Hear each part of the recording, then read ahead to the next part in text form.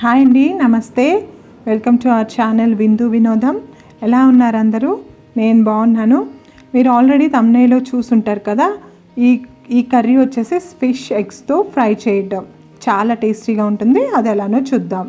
నేను ఫిష్ ఎగ్స్ని చిటికెడు పసుపు వేసి డైరెక్ట్గా వాటర్లో బాయిల్ చేశాను. కొంతమంది క్లాత్లో మూట కట్టి బాయిల్ చేస్తారు. అది మీ ఇష్టం, ఎలా అయినా బాయిల్ చేయొచ్చు.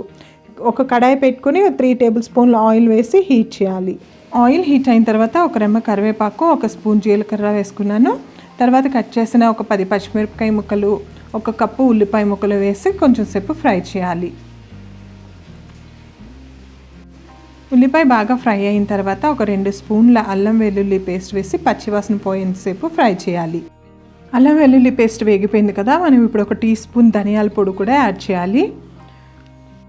1 టీ స్పూన్ జీలకర్ర పొడి కూడా యాడ్ చేయాలి. ఈ పొడులన్నీ ఉల్లిపాయ ముక్కలకి బాగా పట్టేంత వరకు ఒక 2 నిమిషాల పాటు వేయించుకోవాలి. ఇలా పొడులన్నీ ముందే వేయటం ద్వారా ఈ మసాలా అంతా ఫిష్ ఎగ్స్కి పట్టి ఫిష్ ఎగ్స్ యొక్క నీచు వాసన అంతా పోతుంది. ఇప్పుడు మనం ముందే ఉడకపెట్టుకున్న చేప జన ఫిష్ ఎగ్స్ని కూడా వేసి బాగా కలుపుకోవాలి. ఒక 2 నిమిషాల పాటు కలుపుకోవాలి.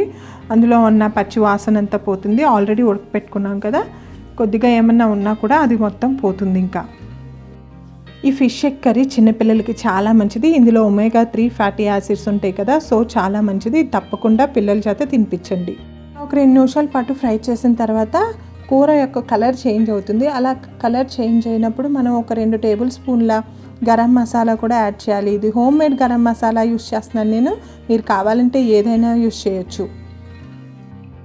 అందులోనే 1 టేబుల్ స్పూన్ కారం, 1 టేబుల్ స్పూన్ సాల్ట్ కూడా యాడ్ చేసి మళ్ళీ ఒక 2 నిమిషాల పాటు ఫ్రై చేయాలి.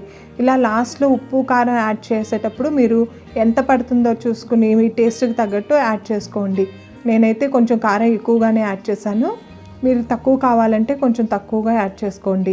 ఇలా లాస్ట్లో యాడ్ చేయడం ద్వారా 2 ముక్కలకి బాగా పట్టి కూరకి మంచి టేస్ట్ వస్తుంది. మీరు కావాలంటే ముందే కూడా యాడ్ చేసుకోవచ్చు, బట్ కారం మాడిపోకుండా చూసుకోండి. కారం మాడిపోతే చేదొచ్చేస్తుంది కూర.